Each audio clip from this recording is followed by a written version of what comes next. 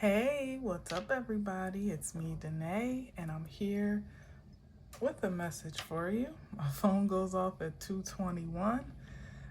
Today is Tuesday, March 17th, 2026. St. Patrick's Day. So, luck of the Irish to you, to all of us. And yes, now it is 2:22 on the clock. So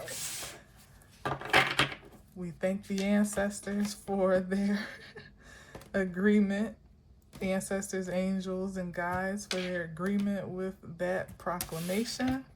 And fitting for the day, I'm using my gold cards. And let's just see what we get today. It's a beautiful day, by the way, here. It was raining like crazy yesterday. It's been raining a lot, actually. I'm like, are we getting a jump start on how spring is supposed to be, or are we getting it out the way? Which one? Hopefully the latter. But it's beautiful today, so I'm really looking forward to getting outside and moving around a little bit. All right. Let's see what we got.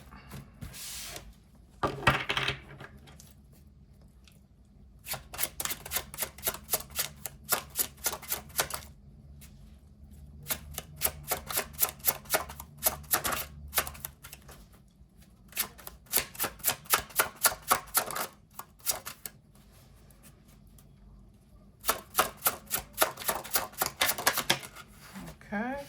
Ooh, that slid a little bit in the reverse. It kind of slid off. It almost went off the darn table, but it definitely slid in a struggle. So this is somebody or something that is, I feel like, on a rampage. And maybe their rage is being squelched. I don't know. Maybe they're losing wind in their sails, or whatever their ambition may be. Let's see what else we got. What's this Knight of Swords ambitious about? Oh my goodness, a Queen of Cups. For what? You gotta ask these questions with the Knight, because you just never know. And you still might not get the full truth, so but you at least gotta ask. Oh, look, these slide around, so it is what it is. But there's some type of illusion here, or some type of projection. I don't like it. It's either given that they don't even know why they're so provoked or emotionally driven about or toward a situation, or even toward a person. So there's some lack of clarity here about their intentions, maybe to themselves, or there's a haze that they would want to project about the true nature of their intentions. So I said about what? I asked the question. The Seven of Cups comes up. That's not a clear answer. And a Knight of Swords should be able to give a clear answer, which says that maybe in the background and psychologically, or perhaps emotionally, all these hairs, god dang it. Goodness. There's something that they are either unsettled about, uncertain about, or some type of distortion is fueling their ambition. And with the Knight of Swords, I don't feel that's extremely safe, because to me it's it's already a bit of an unstable charge anyway. So I don't know. Let's see. What do you want from the Queen of Cups? Or what's being asked of the Queen of Cups? Magic?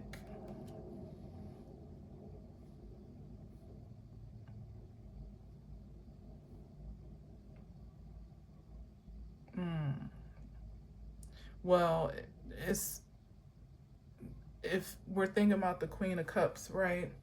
And I'm saying what's being asked of her, the magician, what's on the magician's in the magician's arsenal, the cups is what aligns with this queen. So there's something particularly valuable about an object of interest or affection's sacred energy, whether it's their compassion, it's their, oh, I just heard forgiveness. It could be they want forgiveness, they want some type of like they want some type of reconciliation, maybe. Yeah, for whatever reason, it's a value to this Knight of Swords to have maybe even approval, forgiveness, understanding, love, acceptance of some object of their interest, because it will help, or at least they believe it will help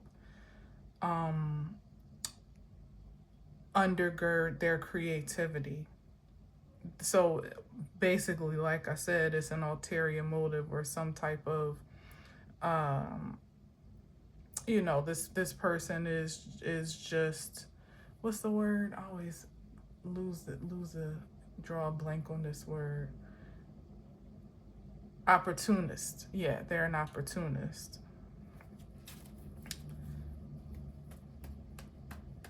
Because it's really just a matter of it being something in it for them. But the Seven of Cups is saying that they don't want that to be known or want that to be evident. So the way that they could be coming as a Knight of Swords is saying things that would with the intention to throw you off of their intention, maybe trying to be persuasive, or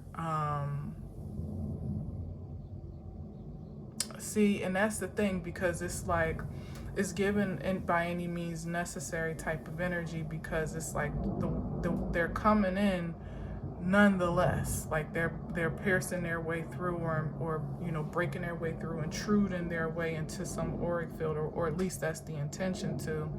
And they may lead with one in one regard, but they have a trick in their up their sleeve or in their back pocket. So it's like, all right, well, I'm gonna try to talk them into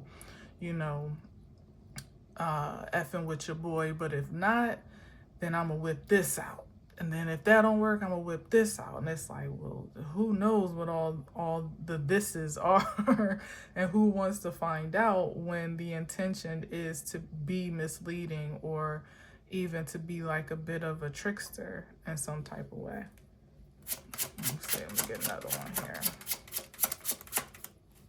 They want to cast some type of illusion so that they can extract something that is valuable to them. It could even be just as primitive, like I said, of somebody coming with some story, or maybe a sob story, or maybe just maybe an excuse, some reasoning for their behavior, or for some actions that were taken, perhaps. And they want to be able to barter their confession or their so-called honor to truth or whatever, to exchange for some type of, like I said, either forgiveness. But then what happens if they come in and the Queen of Cups, who's expected to be compassionate and kind, is not really here for all that, or just has a particular boundary or resistance to whatever this Knight of Swords is selling or offering. Then what? Then what happens at that point? Will they just get on their horse and gallop back into the sunset, or, like I said, their next course of action could their next courses of action could begin to escalate to something a bit more aggressive, because they're coming in with a particular outcome in mind. Like they're feeling strong that they're not leaving without some type of result, some type of desirable result coming out of it.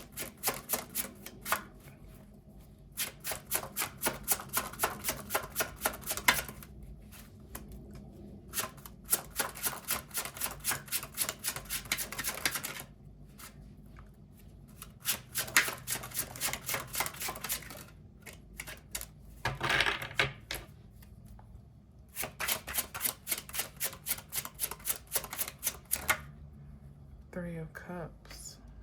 Oh, shoot. I'm going to look at that, but I didn't mean to pull that. It's just this one, the Three of Cups.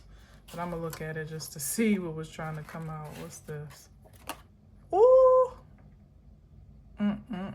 You see how that was hidden behind there? I know what I be feeling. Yeah. Like I said, and I'm gonna leave it out just because of the nature of it, because it needs to be known. The real motivation here is something far more sinister. Like they're not really looking to take no for an answer or to walk away without a victory. There's something there that they feel like they have to get before they could, quit. And let me just move this up a little bit. And it only has a one-sided benefit. It doesn't have any benefit for the person that's being approached. Yeah, I'm hearing encroached, like encroaching on someone's happiness, on their peace, with the Queen of Cups, who's pretty, she's pretty stable and balanced and, like settled in her own energy. So someone, like I said, they're either willing, they want to get something, extract something from an exchange, or they may want to impart something, leave something behind. Maybe misery, perhaps. Like wanting to steal from this Three of Cups to the point where they give someone nothing to be happy about, or nothing to celebrate. No good news, perhaps. This person is bad news. And maybe that's what they want to bring. They want to be the carrier of some type of bad news. That may be one of the tricks up their sleeve. If the flattery don't work, if the so-called honesty don't work,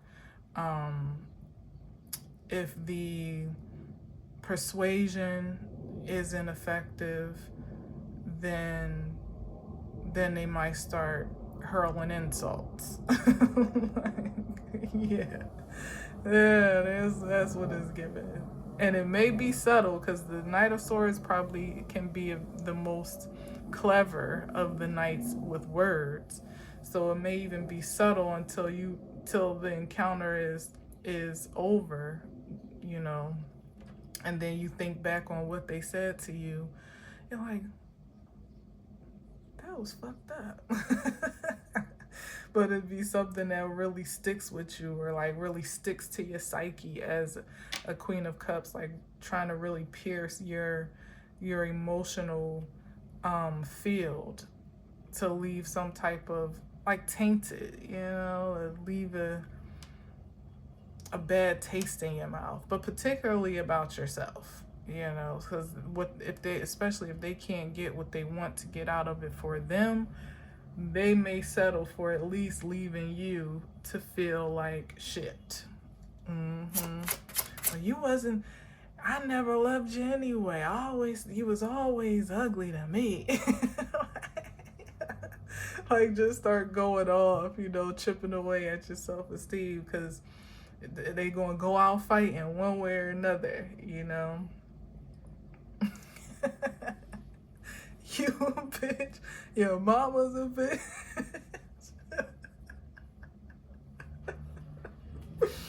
Oh, man. I don't know why that's funny to me.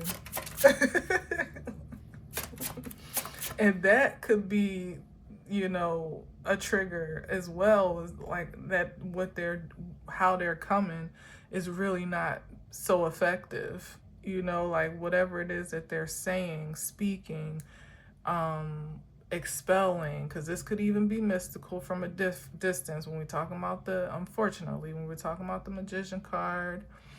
It could be someone you're speaking curses towards you or about you to a third party or outside party, or just in your direction energetically, that's supposed to tear you down or to really break down that auric field of peace that you may have, or contentment with yourself as a Queen of Cups.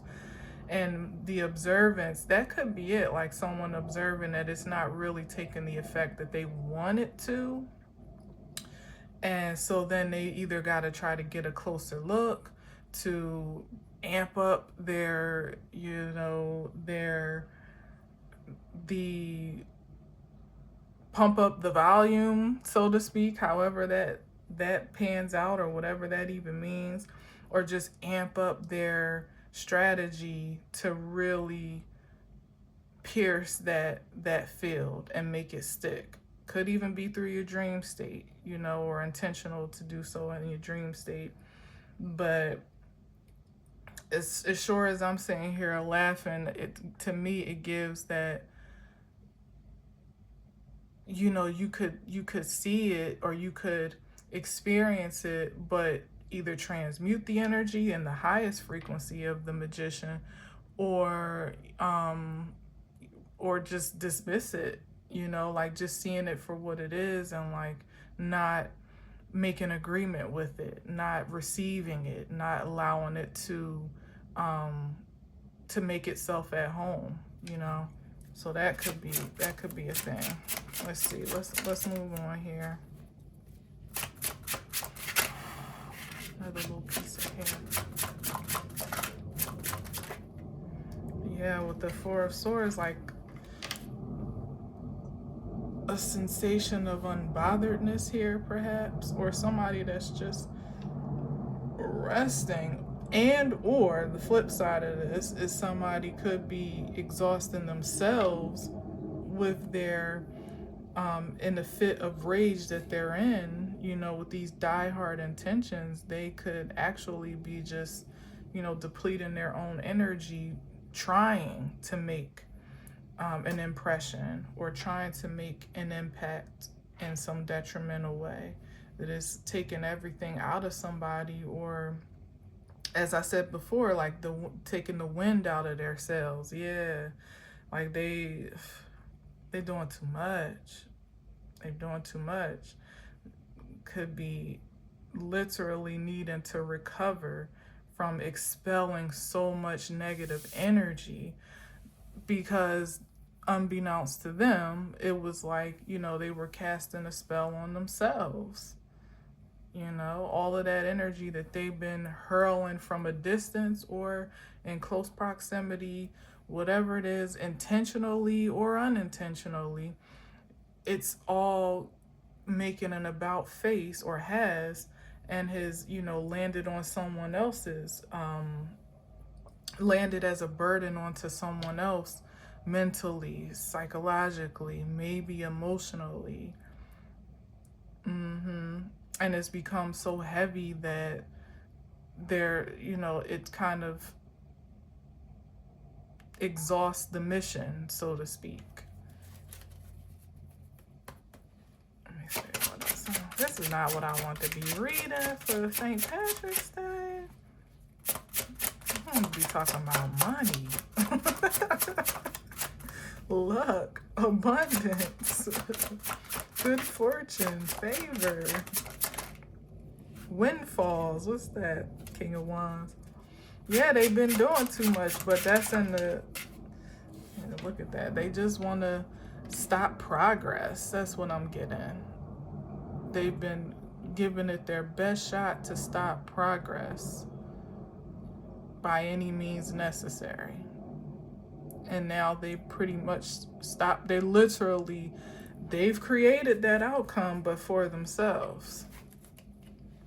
Because it's like the ship has sailed, and it's like you haven't booked the cruise, right?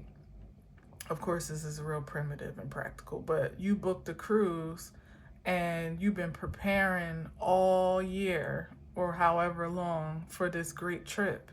And then at the last minute, the week of, you get the flu or something, like something that makes you contagious or just puts you out for the count, where you can't even get on the boat and still have a good time. It would be pointless. Like, you gotta stay home.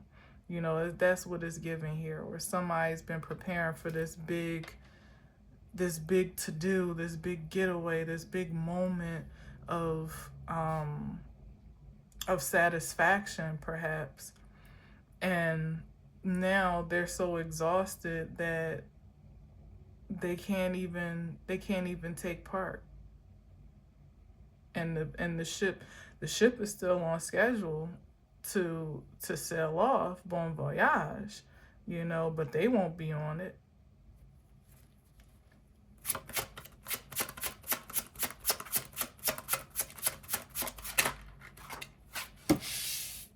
Page of, I'm seeing all the wrong suits today.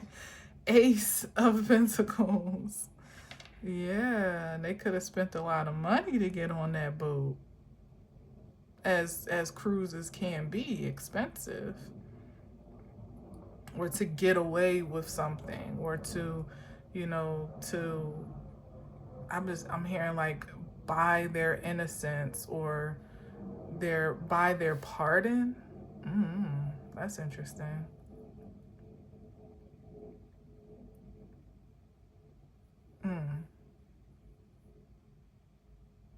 Something about purchasing something, though.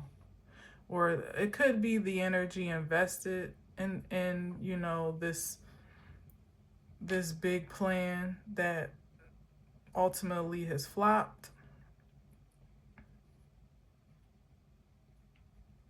This is far-fetched, you know, to some it may be, but they could have even invested a lot of money overseas or in some foreign place to create some type of outcome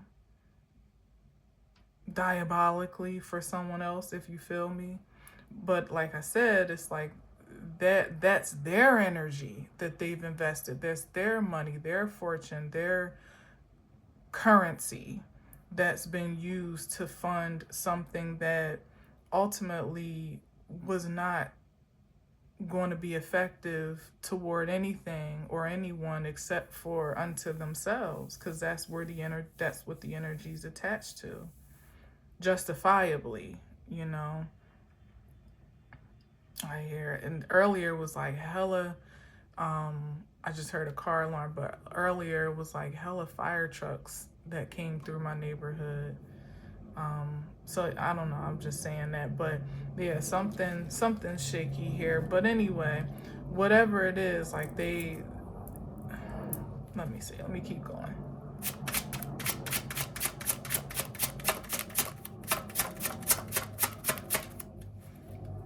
And it also gives that Four of Swords is that whatever they may have invested in or given a lot of time and attention and energy to, it was like that was their last resort. That was, you know, that's all that they had to give toward this effort.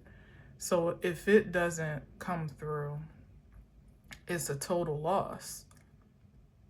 It's like somebody bet everything on me. I did say I wanted to talk about money. Not in this regard, but like somebody bet it all on some miraculous fate or turnaround or outcome to work out in their favor. And it's not.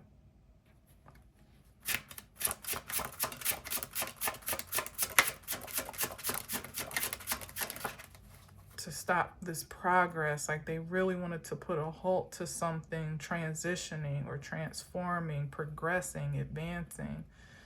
And it still is. It's still, like I said, the cruise ship is still going to pull out. Hell, it'll pull out in different ports internationally. If you're not on that boat when it's time to pull away, you get left if you've ever seen clips on YouTube. I have. You wouldn't have to tell me twice. I'd be at the ship at least 30 minutes before time. Alright, let's see. On the upside, maybe somebody's getting ready for a vacation. Maybe you're going on a cruise, and maybe, you know, it's been a long time coming, or you've been planning this for a while, and maybe there were obstacles in the way or constraints, or maybe it's just like a breakthrough moment to finally find yourself on a vacation such as this. That was weird. What just happened? Oh, I think oh no, it's still on. The lighting just changed strangely. And you know, here you are, like maybe this trip is kind of a milestone experience for you of prosperity, you know. That's cool. You know, maybe not like necessarily the peak of your prosperity, but it signifies something to you, like, man, you know, I always wanted to go on a cruise. I always wanted to do this or that. And here I am, you know, a dream that becomes a reality after a long time, you know, of holding space for it or even working toward it, perhaps. That a lot of that could be the energy that's piercing through in this transition between the seasons as well. You know, like there's a significant portal even today to open, you know, to transition to prosperity. Not necessarily recklessly though. If this would be with like strategy, you know, like something that more or less is, you know, maybe something whimsical that was harnessed through practical strategy, like working or saving or, you know, finding a good deal or whatever the case may be, you know what I mean? So, but this is definitely a day for that if you're into that sort of thing, to really make some strong and powerful manifestation proclamations, and maybe put a down payment towards something that, you know, you really would like to bring into fruition for yourself. That's a practical step toward a bigger vision, or even a whimsical for some idea.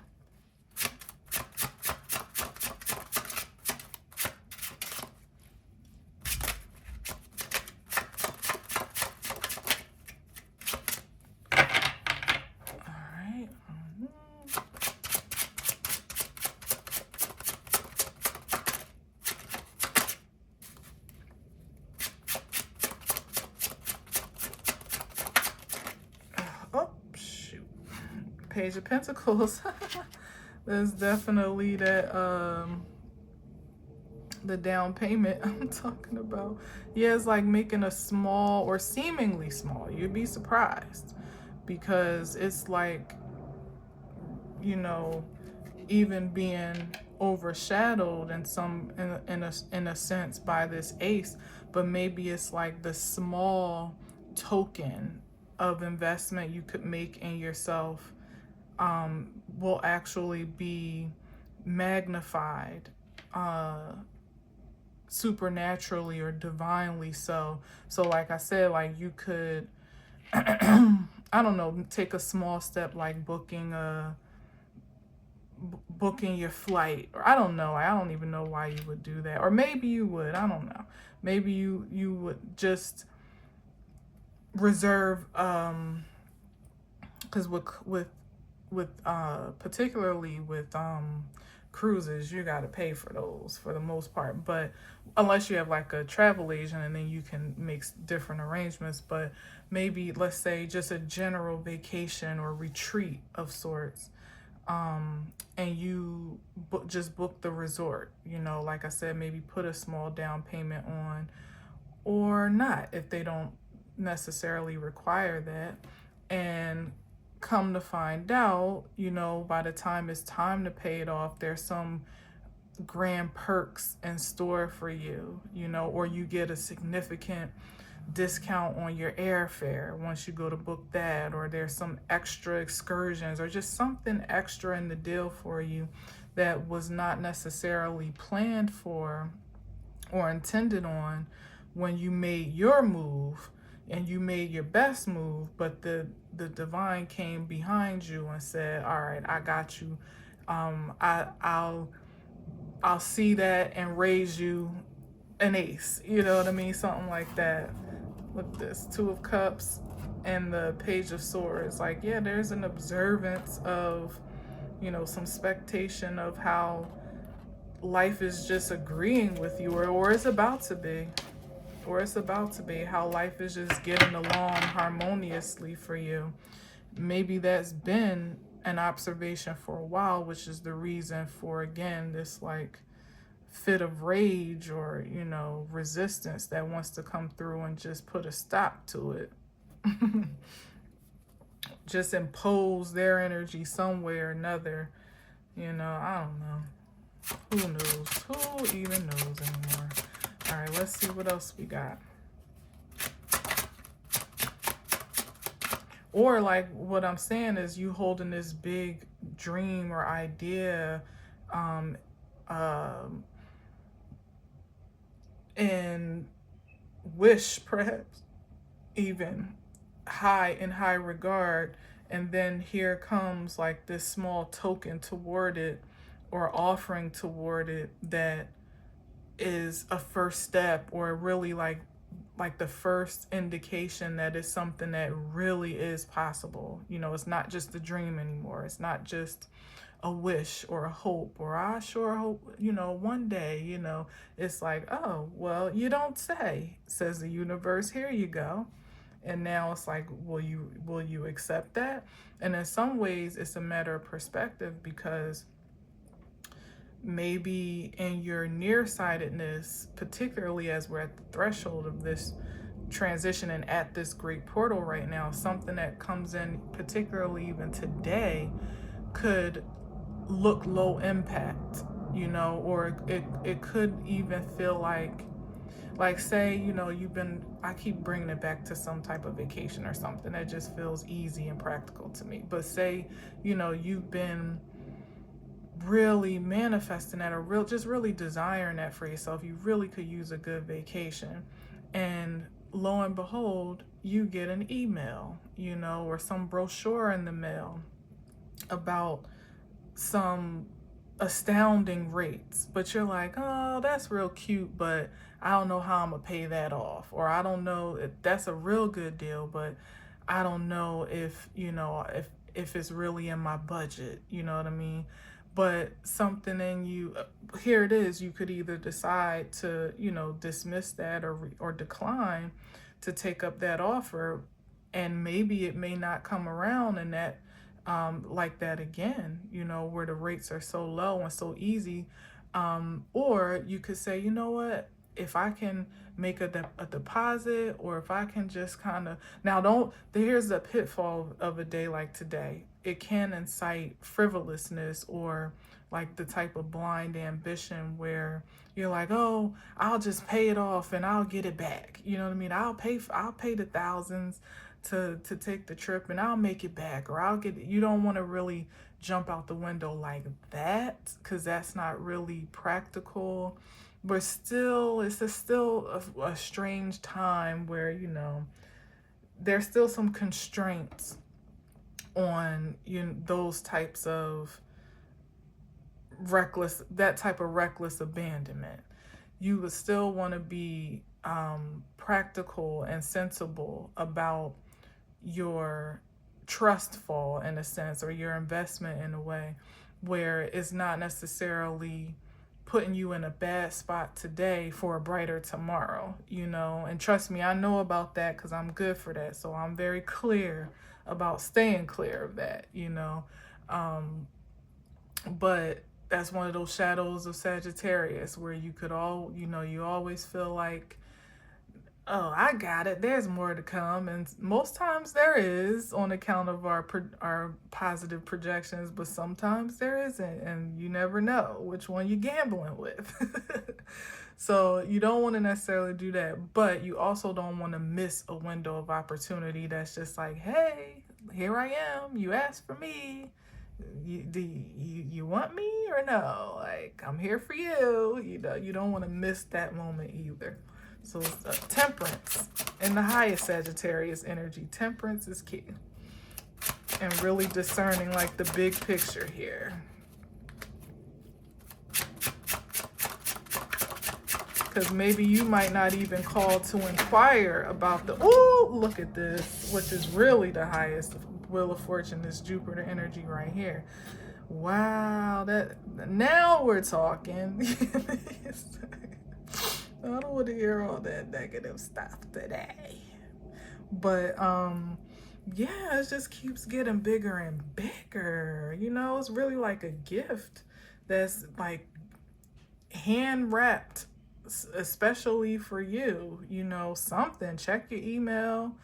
Consider your you know, your mailbox. I don't know, like your mail. I don't know, something here. um I don't know, but what was I gonna say? Oh, I was gonna say more on the point of not letting a moment pass you by, that it really is good for you. You know, maybe you might see something on site and like, I ain't gonna do that.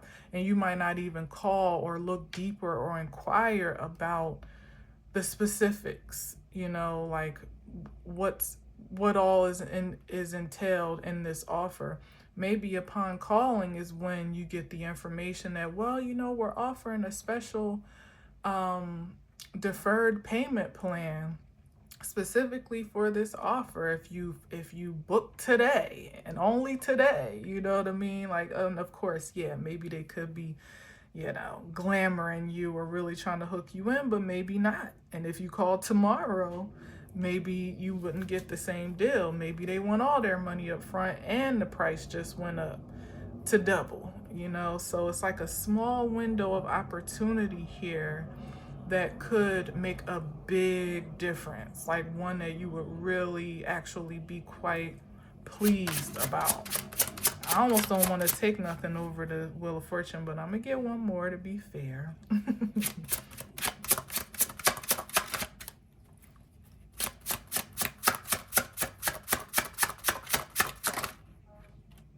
Moon card. Oh, shoot. Yeah, something that's not. What is that? Three of Pentacles. That's more other energy. I ain't dealing with that.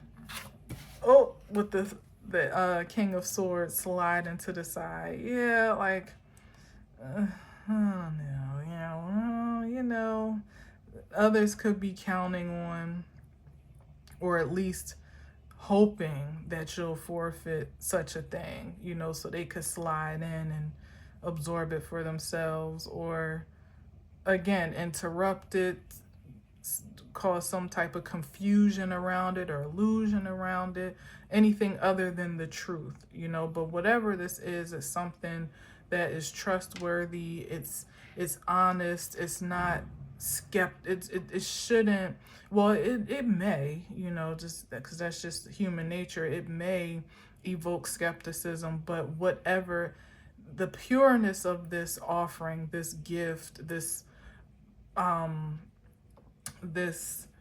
opportunity, you know, it's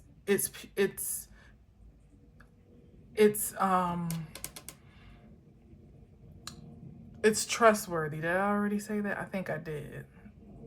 It's dependable, it's reliable, but it's given for a limited time though. It may be for a limited time, at least the magnitude of it, you know. So I don't know, maybe just the energy of the day itself. So just be very intentional and forthright, clear, no haze around your manifestations on a day like today or your intentions today, because that could also crystallize as well, you know. So it's I talked about this yesterday about your manifestation and creative abilities being amplified, maybe even supersized or supercharged at this time. And it's not just, you know, for right now, it's for the long run, maybe eternally, but you're putting it into practice in the present moment where you already have been, but the evidence of its efficacy is what's being witnessed now, you know, in a material sense, in a real life sense, in the 3D, not just ideally, you know, where it's like, oh, that was just a cool coincidence. No, it's something that's being made very clear so that you can be sure of the correlation between your projection of an ideal to its manifestation, you know, and really see the trek between those 2 points. So just be, you know, completely pure about what you're calling in, and don't be surprised, you know, when you receive it or when the opportunity shows up, you know, act on it. Don't overthink it.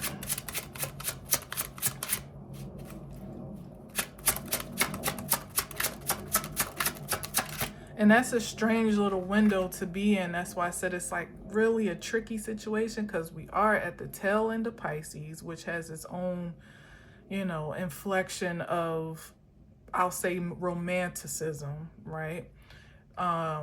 We are also still at the tail end of Mercury retrograde. We are at the doorway of the new moon. There's also an eclipse, if I'm not mistaken.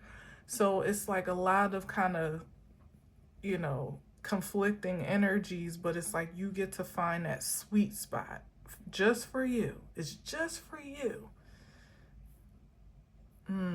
That's interesting.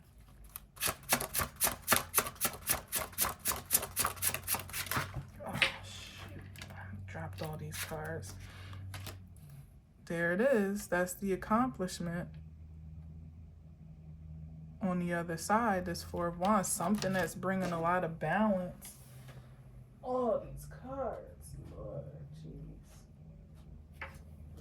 Oh, something that is going, like, here's some there's satisfaction in your achievement, you know, or maybe even a recognition between what is that sweet spot for you and maybe what is not, you know, really being clear about what you allow to kind of fall off or be a no thank you respectfully, or, you know, or to reject or resist, but also, and not in the same vein, if not even more proactively, as the Queen of Cups, again, not overthinking it and not allowing yourself to be thrown off balance by the whole process. It's just a flow. It's just a flow. As simple as that.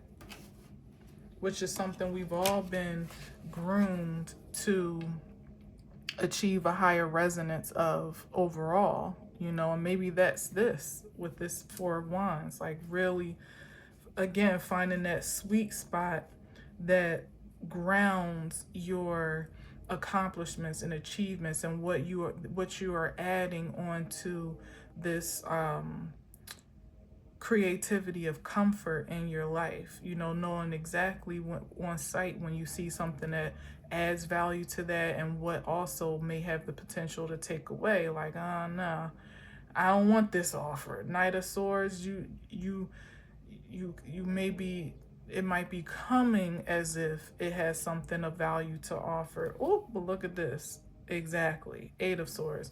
But nah, something about it don't sit right with me, or I don't like some part of that deal, or some part of the terms don't feel safe to me. So I'm going to, you know, resist that proposition.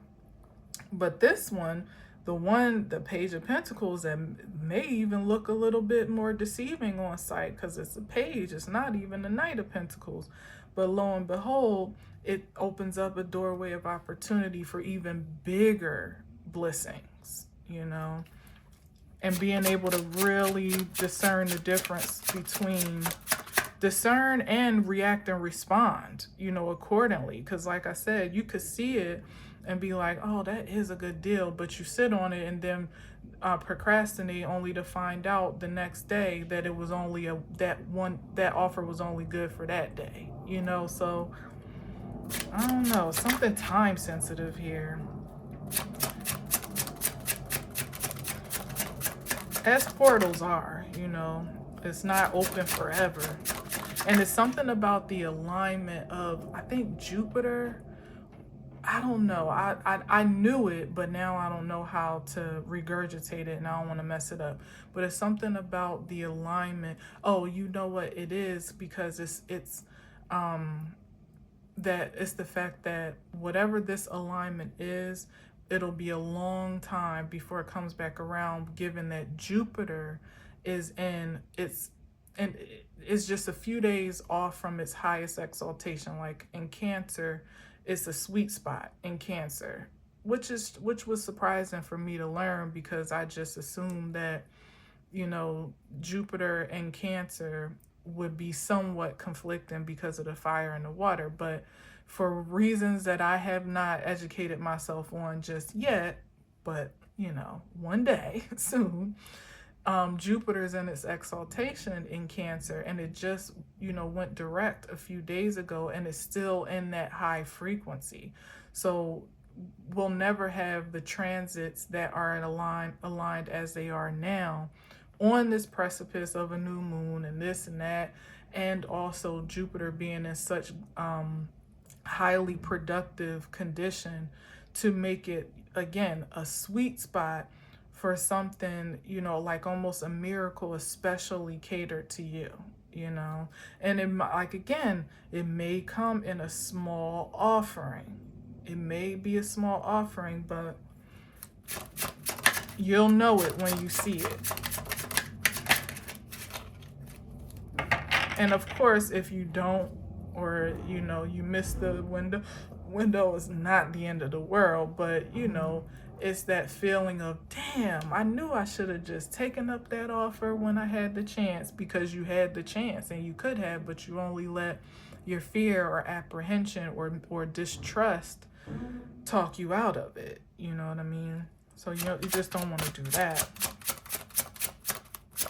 And given the haze, here it is, the haze of Mercury retrograde being on the, you know, on the tail end, you could have the mindset that you wouldn't entertain nothing right now, but that's not necessarily the vibes, you know, especially not on today, you know. So good luck and Godspeed on this one to all of us, you know. Exactly. But let's see, because I don't know, this could be something that's just highly desirable. Let's see what other cards come out, you know. Sometimes the devil is that, you know, that's something that brings about of extreme pleasure, of which you still have to manage, you know, because you can, too much of anything is not ideal, it's not healthy. So even if it's like, you know, something that you really, really like or want or enjoy, you still need to maintain balance and your agreement with it. You know, like here it is, like I was saying, don't overindulge. Don't do anything rash. Don't do anything irresponsible. You know, it's like really having to teeter that line on a day like today. And perhaps tomorrow too. I think between today and tomorrow is when, you know, it's kind of like an open market for what I'm saying. But you don't want to be possessed, you know, per se, by your infatuation or your or the temptation of this day, where you could be presented something that would be a pitfall, or would just tip your scales in a lower vibrational direction. You don't want to fall victim to that, but you also want to indulge that karmic satisfaction that is innate to all of us too. Yeah. Let's see what else we got here. Oh, that was a popper. Look, bruh, the 8 of Wands, which came up a lot yesterday. I think I had shuffled it, then it came out again, and I had seen it a lot in the pre-shuffle, something to that effect. Something's coming. It's coming in, and it could be it could be a make or break situation. If you allow yourself to be too saturated with maybe the frequency of pleasure by way of the magnitude of what is flowing in, then it's like you eat too much candy, you could get a tummy ache or could get cavities, But if you know how to harness this energy just right, man, what a wave. What a wave you could ride. It's just like an extreme surge of passion, the likes of which is why I probably said temperance is key, the likes of which could become possessive, or could invoke obsession and kind of like knock you off your square of the things that maintain balance in your life. Like then you start chasing the high or chasing, I don't know, something about it that, really does have, it can overpower you if you let it. It can become perverted if you let it. But if you don't and you stand your ground, and continuously sift through, that temptation of lust, perhaps, or overindulgence, maybe even addiction in some way. It's really here for your pleasure. Whatever this is for your pleasure.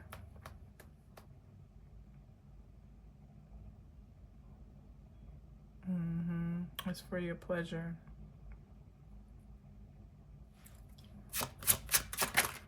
What's that? Oh, Hierophant. Yeah, like it's a divine appointment. And as a Hierophant, a priestess, there's like an expectation more or less for self-control, So you can handle this. You can handle this. Don't block your blessings, as the old saying goes. Especially not out of fear of yourself. It's even like how sometimes, well, I mean, I guess I'm susceptible to it, but it's not anything that is in my recent experience that I know of. But sometimes like a blessing could come along and you almost like, because it comes in a form that's unconventional, or, in a way that you're not used to, or certainly in a way that you're not expecting, you can almost like demonize it. Like, oh, that can't be of God. That can't be, goodness, like that can't be a gift that is righteous. Like, I don't know. Or even pleasure from certain things that you condemn because, it's almost like too good, you know what I mean? Or feels too good, or it's too satisfying. It's too arousing, you know what I mean? And you would like push it back or push it away for fear that it might overtake you, or you might like it too much and not want it to stop. And it's like, yeah, there could be that pitfall there if you surrender to it, for sure. But would you really you know, it's kind of like the idea real primitively, like when people try to give away money on the street and people are like, nah, I'm good. You know, it's like, here, I have this $100 for you. And it's like, nah, I'm good. They won't even stop to inquire why or for what or what are the terms? What's the catch? They won't even stop to ask because the initial, you know, the innate response is to reject something that feels like of too good to be true. You know, like what I gotta do for the 100. I ain't making no fool of myself. I ain't giving you nothing. You know, it's like you don't even realize, no, it's just the divine.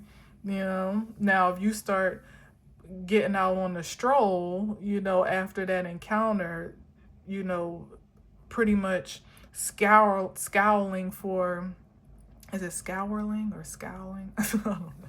You know, like lustfully searching for another opportunities, or you keep going back to that same place, you know, like maybe I'll come across another 100, you know.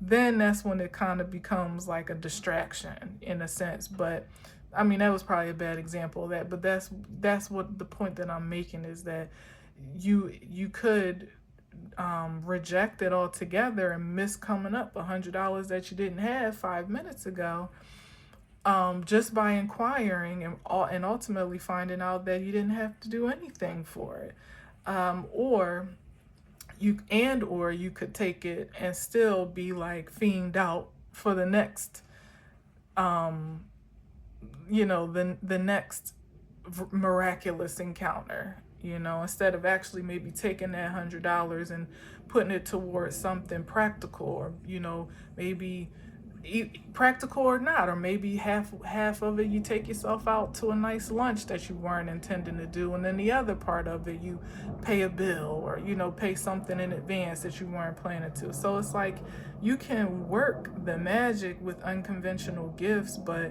if you reject it, and particularly if you demonize it, then who wins? Nobody wins, because the gift giver doesn't get the satisfaction of that exchange, and neither do you.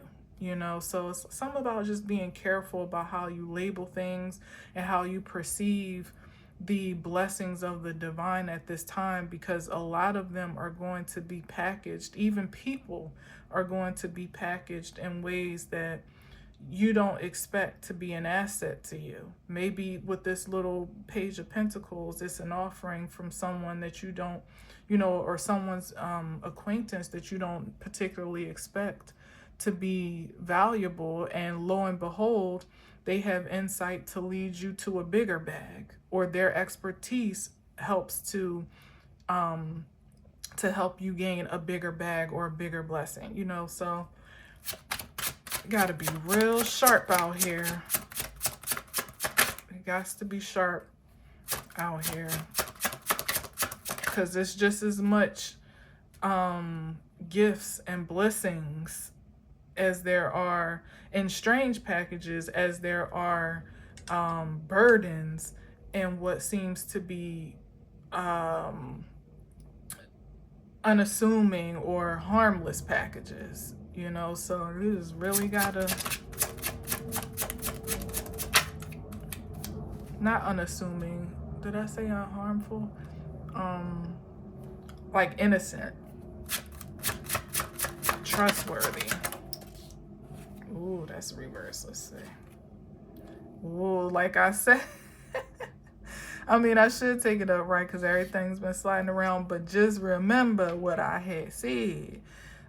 Just as we just saw the King of Cups in the last spread, he was completely upright, and he done twisted all up here. And the King of Cups is one of the main kings that should be trustworthy, you know, that you would think is harmless, that you would think isn't going to do anything that would intentionally go against your best interest, you know, or that you feel like you couldn't trust. This is, you know, you would think that you should be able to like you would be safe with this energy, but it twisting all around, turning upside down, You know, that's exactly what I'm saying, where something on sight could look like, oh, that's just the old King of Cups. He just loves everybody. And there could be, I mean, it's Scorpio energy, so there could be a dark undercurrent that you have no idea about that is sinister as hell, you know, and you wouldn't know until perhaps it's too late.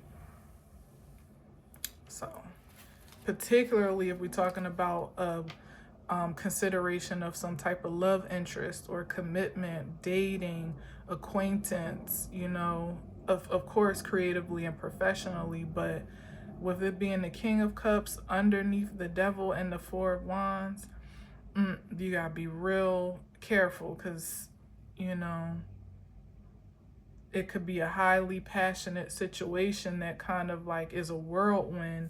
That's what I'm saying. It's like it could be either or it could be the love of your life that comes in like a flood and just completely sweeps you off your feet. And then it's like, well, damn, my experiences, poorly as they may have been, or disappointing as they may have been, teaches me that whirlwind situations, especially during the Mercury retrograde and us and that and all that, you know, are not anything to be entertained. And you could miss an opportunity for a love of a lifetime. Yeah, you could. But you could also dodge a bullet when you see something for exactly what it is behind the veil or behind the mask. So it's like, 6, 7.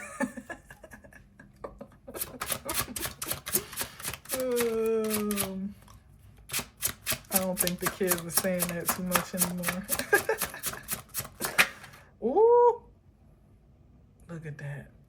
Look at that. And see, it's like, you see, look at this. They're slippery, so it is what it is. I'm not taking anything in reverse, but it could be the life of you, it could be the death of you. It could be a transformative experience, but not the type that you love, you know, the ones that teach us a lesson, but after some hardship, you know. Or it could be the thing that changes your life. It literally could be the change of your life, where you go from being single to being in a committed relationship or in a healthy relationship. I don't know. Only you could know. Only you could know. Let me get one more. Only you can know. This is an individual proposition here. And you got to determine if whether it's coming from the divine or the devil.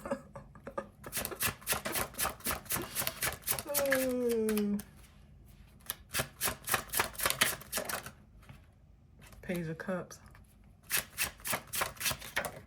Oh, what's that? Empress. And you have the power to do so. You have the power and the authority to do so. You're seasoned enough at this point in time. You know what's best for you. You know what makes your business, your kingdom, your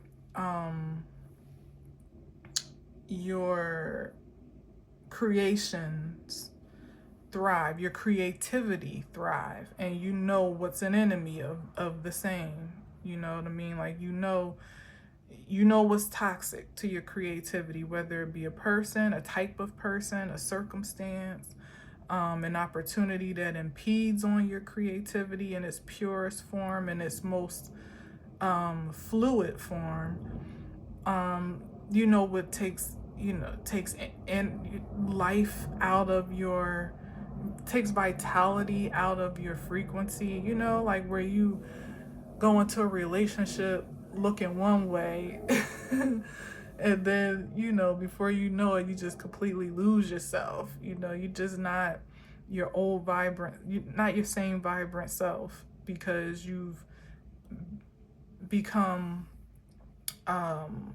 you've become entangled with the wrong type of energy that doesn't encourage and support you to thrive, you know, like to take care of yourself, to be a pampered feminine force, masculine or male or female, you know, to be taken care of in the highest possible frequency. You know the difference between that, and you, at this point, being an empress, you know on sight, more or less, you know, and beyond sight, what that is, what that feels like, what sensations it gives off, what red flags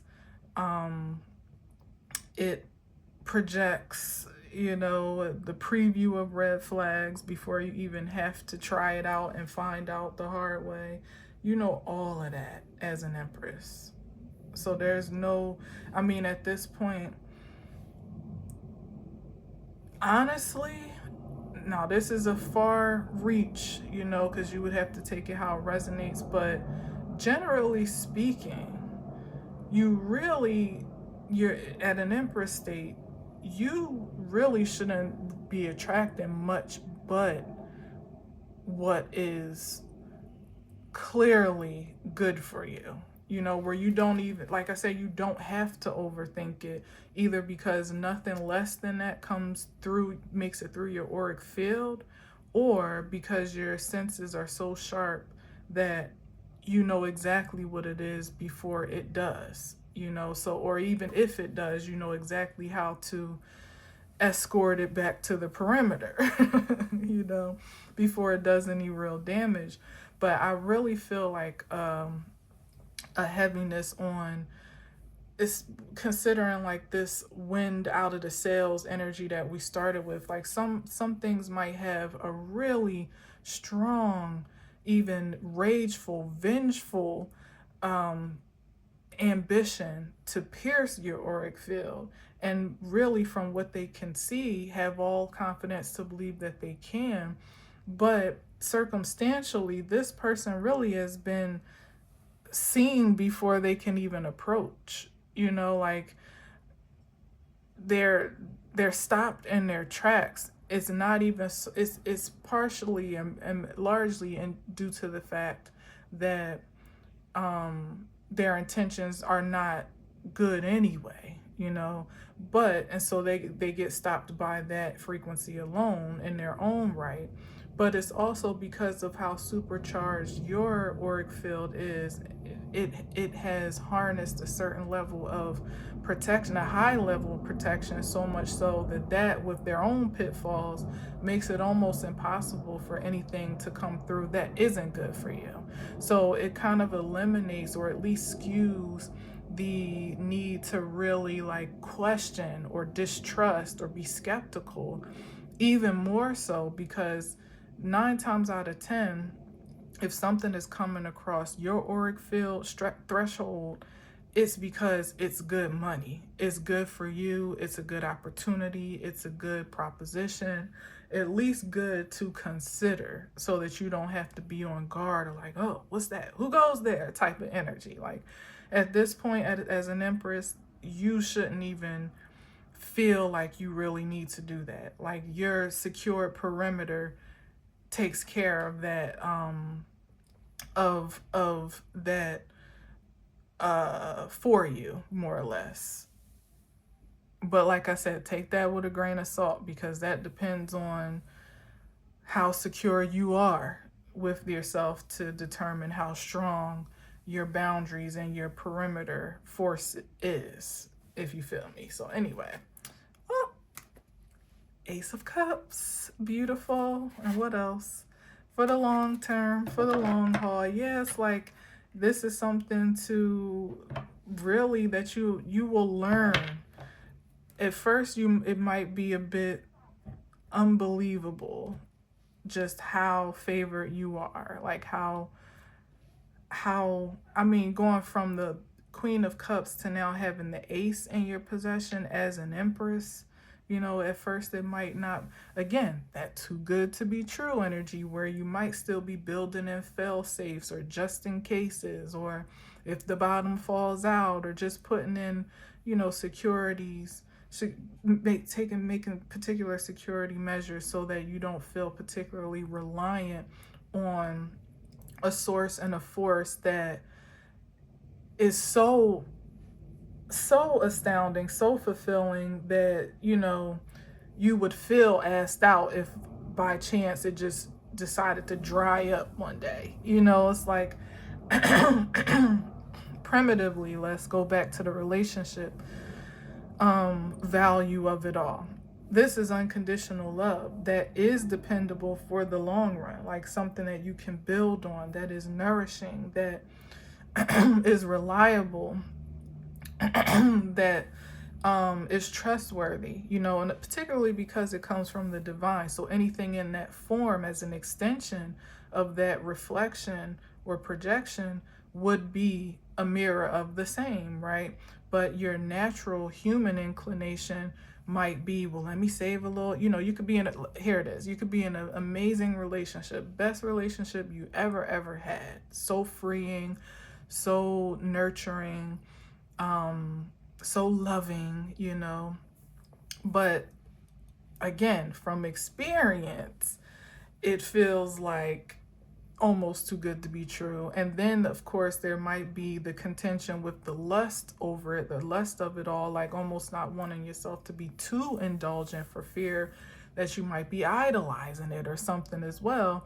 So there's like this tug of war internally as a human who's been disappointed, or, you know, that has been let down in some way before, or conditioned to be so in the past, which we all have, to be particularly guarded. So you be in a great relationship, but you still kind of got, you know, like a account on the side in case things fall apart, or some type of escape route in your mind, you know what I mean, just in case things don't go the distance. Or even worse, God forbid, you conserve or reserve some aspect of your emotional offering, like the love that you have to give.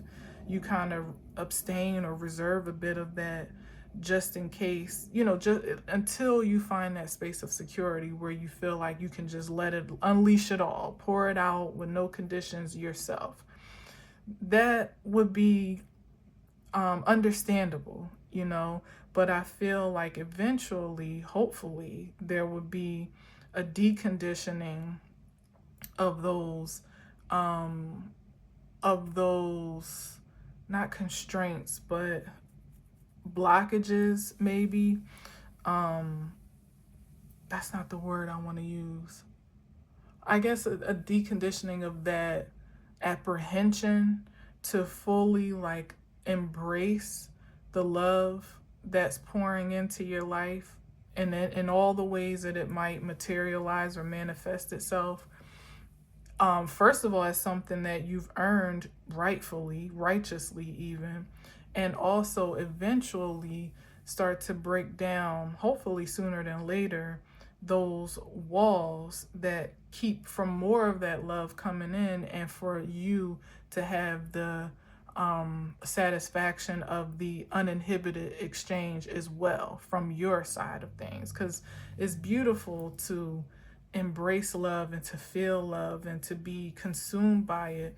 And if, to me, it's equally as satisfying when you're given the space and opportunity to express that as well, you know, without feeling like you got to make concessions for safety or security. Otherwise, like, you can just naturally just love how you like to love without any fear of rejection or resistance or judgment or condemnation.